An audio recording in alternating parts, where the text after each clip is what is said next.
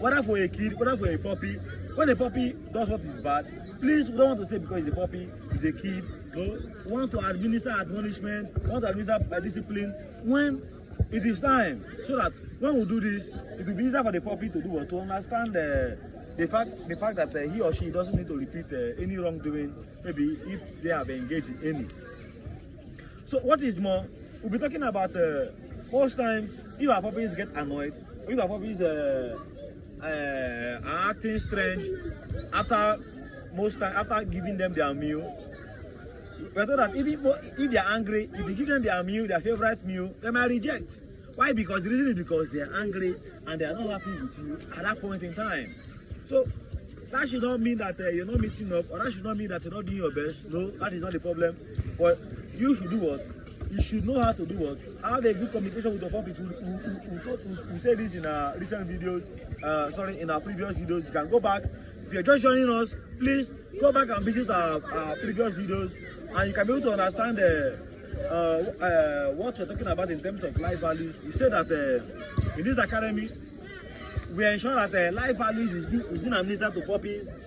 You can see Vaughn, even without having a leash on his neck, Elon without having a leash on his neck, they are controllable to a very high extent. And we're told that this is expected of us as a puppy. But then, if your puppy is not, what is it called? Puppy needs a leash or needs a chain. Doesn't mean that you shouldn't put a chain on their neck. No.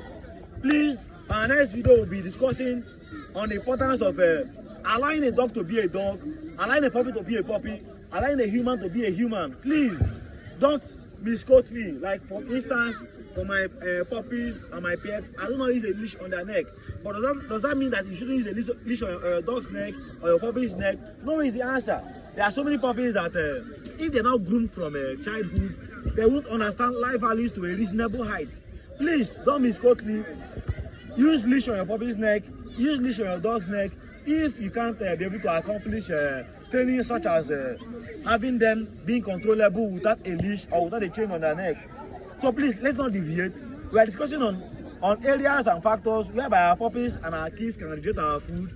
But then does that mean that we are not meeting up, or does that mean that we are not doing our best? No, that is not the answer. The point is that there are so many things that can ensure or that can make our puppies or our kids to reject our meals. It happens. Now, when our puppies, most times we discipline our puppies and they don't eat our meals, maybe after preparing a meal and you give to your puppy and they don't eat the meal, please don't feel bad. They might want to eat later, or maybe the puppy might lose appetite. Please, just as human